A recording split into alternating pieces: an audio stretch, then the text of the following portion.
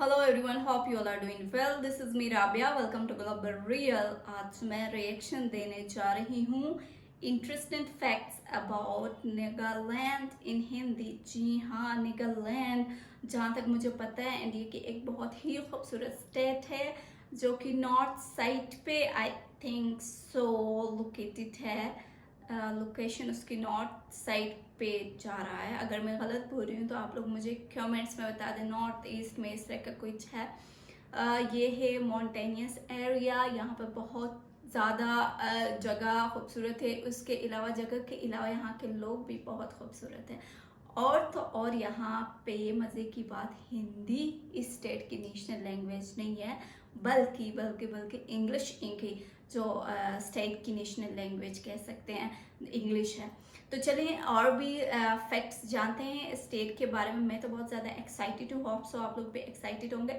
सो मुझे नहीं पता कि वहाँ पे हिंदी लोगों को समझ आती है कि नहीं, I don't know about that, लेकिन वहाँ पे इंग्लिश बोलते हैं। बट मैं जो कर रही हूँ उर्दू में, हिंदी भी कह सकती हूँ, उर्दू में कर रही हूँ। अगर कोई नीदरलैंड से ये वीडियो देख रहा है तो कमेंट करके और भी फैक्ट्स बता दे, और इस वीडियो में जो बता रहे हैं वो सही है या थोड़ी बहुत नहीं, तो आप लोग कमेंट करके मुझे बता दें। चलो स्टार्ट करते हैं। Here we go. हेलो दोस्तों, कैसे हैं आप सब। एक बार फिर से आप सबका स्वागत करता हूं आपके अपने चैनल टूरोपीडिया हिंदी पर। ये कहावत तो आपने सुनी ही होगी कि जहां पर शांति होती है वहां पर आसान होती है। क्या आप जानते हैं भारत में एक ऐसा राज्य भी है जहां पर हर तरफ शांति और खुशहाली है। इस जगह को चारों तरफ से खूबसूरत वादियों ने घेर रखा है। यहाँ के लोग हो सकता है बड़ी बड़ी गाड़ियों में न घूमते हों, लेकिन लोगों का दिल बहुत बड़ा होता है। भारत के इस राज्य को फेस्टिवल्स की नगरी भी कहा जाता है। यहाँ के किसान पूरे देश के लिए अनाज उपजाते हैं। यहाँ का नजारा इतना खूबसूरत है कि जो एक बार आता है वो यहाँ का दीवाना बन जाता है। जी हाँ दोस्तों, हम बात कर रहे हैं हिंदुस्तान के सबसे खूबसूरत राज्य नागालैंड की। तो देर किस बात की जनाब, अपना सीट बेल्ट बांध लीजिए अच्छे से और निकलते हैं नागालैंड की एक शानदार सफर पर। दोस्तों, नागालैंड की कुल आबादी है 23 लाख के आसपास। यहाँ की पॉपुलेशन डेंसिटी की बात की जाए तो ये है 119 लोग पर स्क्वायर किलोमीटर। यहाँ पर आपको कुल 4 बड़ी नदियाँ देखने को मिलेंगी जो कि यहाँ के किसानों के लिए जान है। आपको हम बता दें कि इस राज्य का नाम नागालैंड कैसे पड़ा।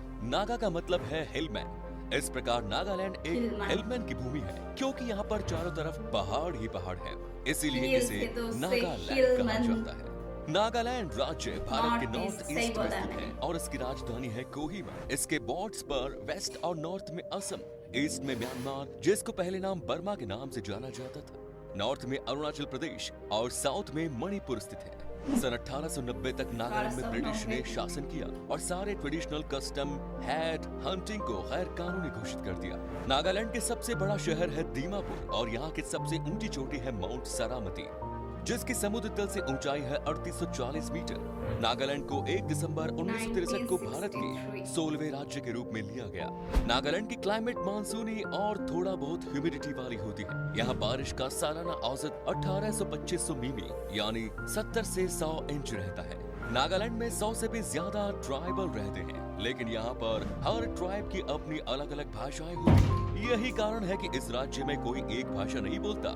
यहाँ सबसे ज्यादा बोली जाने वाली भाषा आओ है, जिसमें सिर्फ 12% लोग ही बात करते हैं। नागालैंड के ज्यादातर लोग अपने पैरों में कड़ा पहनते हैं। माना जाता है कि इससे उन्हें पेड़ों पर चढ़ने में आसानी होती है। यहाँ के कल्चर के अनुसार ज्यादातर लोग रंग बिरंगी चादर पहनते हैं। दोस्तों, ये बात सुनकर आप चौंक जाएंगे कि रिपोर्ट के मुताबिक नागालैंड की कुछ जनजाति नरभक्षी भी है, यानी कि इंसान के मांस खाते हैं। सबसे ज्यादा हैरान करने वाली बात यह है कि कुछ ऐसी जनजातियां हैं यहाँ जो कुत्ते का मांस भी खाती है। और एक रिपोर्ट में ये बात सामने आई है कि बेशक ये बात आपके लिए परेशानी वाली है, लेकिन यहाँ के लोग बड़े शौक से कुत्ते के मांस खाते हैं। दरअसल यहाँ कुत्ते के मांस खाना सदियों से चली आ रही प्रथा का हिस्सा माना जाता है, लेकिन इस बात पर कितनी सच्चाई है ये हम दावे के साथ नहीं कह सकते। हालांकि सुनने में ये आया है कि अभी इस पर बैन लग चुका है।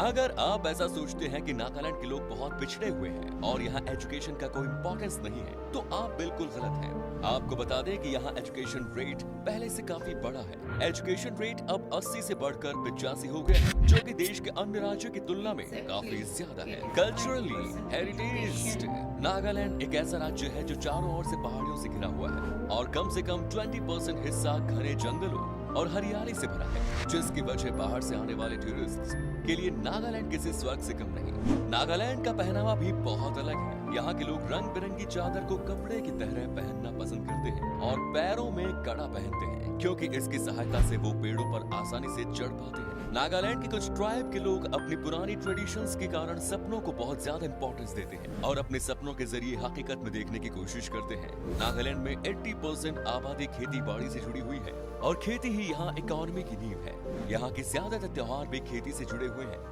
एक कृषि प्रधान राज्य होते हुए भी यहाँ के लोग सब्जियों को ज्यादा खाना पसंद नहीं करते। दोस्तों, नागालैंड में ही दुनिया की सबसे तीखी मिर्च भूट जोलो की पाई जाती है, जिसका नाम गिनीज बुक ऑफ रिकॉर्ड्स में भी दर्ज किया गया है। कहते हैं कि इस मिर्ची को खाने के बाद आपके कान से धुआं उड़ने लगता है। आजकल इस मिर्ची का एक्सपोर्ट दुनिया के हर दूसरे देश में किया जा रहा है और यहाँ के लोग इससे बहुत पैसे कमा रहे हैं। नागालैंड को फेस्टिवल्स की लैंड भी कहा जाता है। हॉर्नबिल फेस्टिवल नागालैंड का सबसे पॉपुलर एनुअल इवेंट्स में से एक है। हॉर्नबिल फेस्टिवल स्टेट गवर्नमेंट द्वारा टूरिस्ट और राज्य की ट्राइबल कल्चर को बढ़ावा देने के लिए सन 2000 में शुरू किया गया था। यहाँ पर लोग आपको हर दिन ही कुछ न कुछ नया फेस्टिवल मनाते हुए दिख जाएंगे। अगर आपको फेस्टिवल्स पसंद है तो यहाँ आकर मजा आ जाएगा।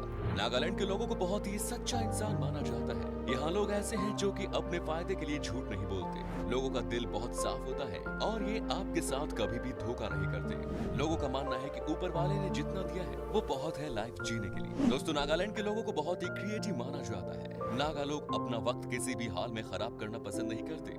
ये लगातार मेहनत करते हैं और कुछ नया करने की कोशिश करते हैं। लोगों के बीच में डांस और गाने का बड़ा शौक है और यहाँ के लोग सबसे ज्यादा स्किलफुल हैं। नागालैंड की कल्चर और खान पान पूरे भारत से बिल्कुल अलग है। यहाँ के नागा लोग ज्यादातर नॉनवेज खाना पसंद करते हैं। लोग यहाँ सुअर का मांस, मटन, चिकन, मछली, सांप आदि के मांसों के शौकीन हैं। इसके अलावा हरी सब्जियाँ भी यहाँ के बाजारों में खूब मिलती हैं।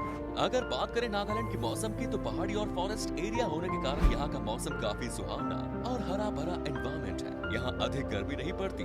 गर्मियों में नागालैंड का टेम्परेचर मिनिमम 16 डिग्री सेल्सियस तक और मैक्सिमम 31 डिग्री सेल्सियस तक रहता है। सर्दियों में यहाँ का टेम्परेचर मिनिमम 4 डिग्री सेल्सियस तक और मैक्सिमम 24 डिग्री सेल्सियस तक रहता है। मई के महीने से सितंबर तक यहाँ मानसूनी मौसम रहता है। अगर आप नागालैंड की सैर करना चाहते हैं तो मई जून के बाद आएं, क्योंकि उस समय यहाँ का मौसम बड़ा सुहावना होता है। लेकिन आप गर्म कपड़े लेकर जरूर जाएं, क्योंकि मानसूनी मौसम में बारिश के चलते मौसम बदलता रहता है। नागालैंड भारत के जंगल में जीवन गुजर बसर करने वाले कई नागा कबीला समुदाय के लोगों का फर्स्ट वर्ल्ड वॉर के दौरान अंग्रेजों ने बहुत से नागा कबीलों के लोगों से रिलेशन बनाया और बहुत से नागा लोगों को फर्स्ट वर्ल्ड वॉर में फ्रांस और यूरोप भेजा। जो लोग वर्ल्ड वॉर से वापस आए, उन्होंने नागा नेशनलिस्ट मूवमेंट की स्थापना की। 12वीं और 13वीं सेंचुरी में नागा लोगों का रिलेशन आसाम के सबसे पॉपुलर और ताकतवर ट्राइब आहोम के लोगों से हुआ और 19वीं सेंचुरी में आसाम भी ब्रिटिश शासन के घेरे में आ गया। 1944 में सेकेंड वर्ल्ड वॉर के दौरान अंग्रेजों और भारतीय तक ये लैंड नागा हिल्स ट्वेन सांग के नाम से जाना जाता रहा। 1961 में भारत सरकार ने इस लैंड को राज्य का दर्जा दिया और इसका नाम नागा हिल्स ट्वेन सांग से बदलकर नागालैंड कर दिया गया। उसके बाद 1963 में नागालैंड को पूर्ण राज्य घोषित कर दिया गया। आसाम के जाने माने राइटर वीरेंद्र कुमार भट्टाचार्य ने उनके बुक यारोइगम वर्ल्ड वॉर के दौरान नागा भूमि में आए रिलीजियस चेंजेस और नागा लोगों के रहन सहन के बारे में इम्पोर्टेंट जानकारी दी। नागालैंड का इतिहास बर्मा से काफी मिलता जुलता है। नागालैंड अलग अलग ट्राइब की भूमि है। पुराने समय में यहाँ के लोग बहुत बड़े योद्धा होते थे। दुश्मनों की गर्दन काटना यहाँ की परंपरा थी। इनके कपड़े जीव जंतुओं की खाल, पंख और पेड़ पौधों और पत्तों को मिलाकर बनाए जाते थे। सर पर पक्षियों के पंख आदि का ताज लगाते थे और बाकी के शरीर नंगा होता था।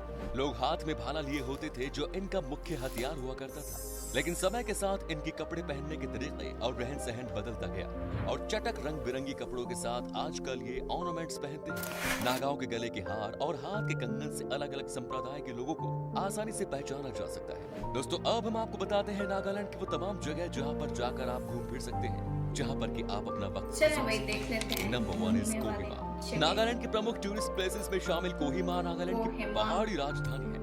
नागालैंड की राजधानी कोहिमा का नाम पहले केवहीरा था, लेकिन अंग्रेजों ने इसे बदलकर कोहिमा कर दिया। केवहीरा नाम यहाँ पाए जाने वाले सुंदर फूलों की वजह से हुआ। कोहिमा कुल्की और नागा ट्राइब का घर है, जो अपने इंडिपेंडेंसी और रंगीन कल्चर के लिए जाने जाते। सेकेंड वर्ल्ड वॉर के समय कोहिमा में जापानी सेना के खिलाफ 64 दिनों की गहन लड़ाई हुई। इसीलिए नागालैंड की हिस्ट्री में कोहिमा को स्पेशल माना जाता है। कोहिमा में एक कब्रिस्तान है, जो कि सेकेंड वर्ल्ड वॉर में देश को बचाने के लिए जान देने वाले वीर शहीदों को सम्मानित करने के मकसद से बनाया गया।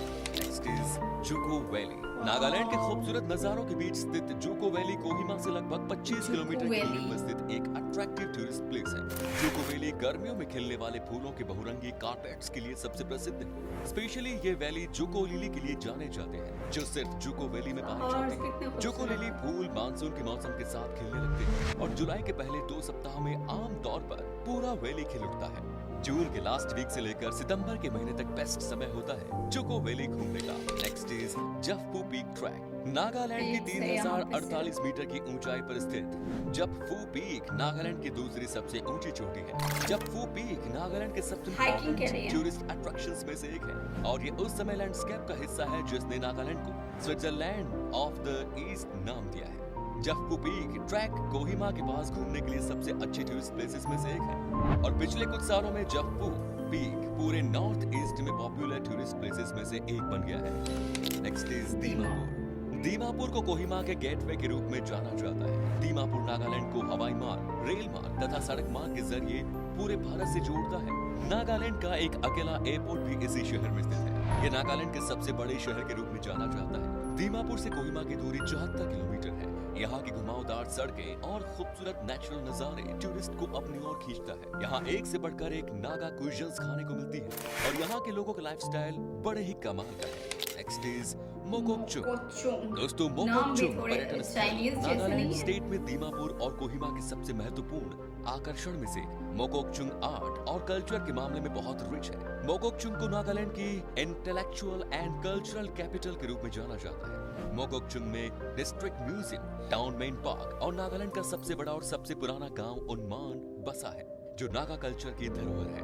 तो दोस्तों ये था नागालैंड। कैसा लगा हमें बताइए कमेंट्स में। क्या कभी आपने विजिट की है इस राज्य की, और अगर की है तो आपका एक्सपीरियंस कैसा रहा ये भी हमारे साथ शेयर जरूर करें। ओह माय गॉड, मतलब मैं बीच में बोली नहीं, बहुत कम एका दुखा मैंने बोली क्योंकि इतनी इंटरेस्टिंग वीडियो थी, इतनी अच्छे अच्छे जगह दिखा रहे थे, तो मुझे कमेंट्स करने का मौका नहीं मिला। मेरा पूरा ध्यान इस वीडियो पे था। तो यहाँ के लोग, इन्होंने कहा कि लोगों की तारीफ़ें की।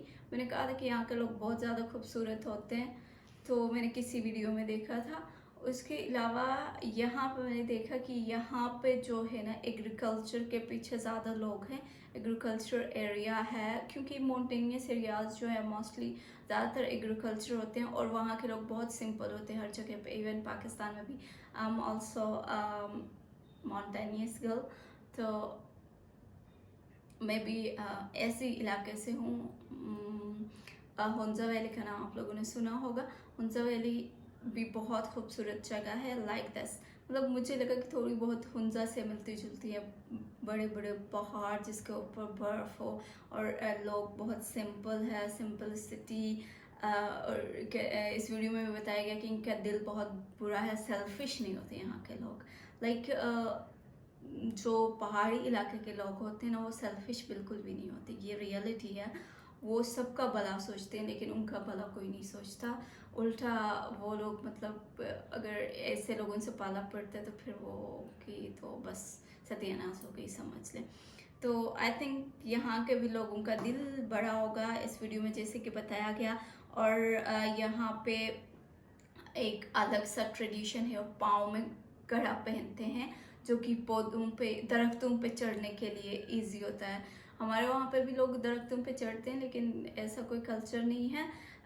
और डॉग मीट खाते हैं वहाँ पे, पहले खाते थे, अभी कह रहे हैं कि रिस्ट्रिक्शंस लगाए गए हैं। तो आप लोग कमेंट में बता दें वाकई में वहाँ पे खाते हैं, अभी भी खाते हैं। अगर कोई वहाँ पे गया है या वहाँ से है तो वाकई ऐसा है या ऐसी कोई बात नहीं है।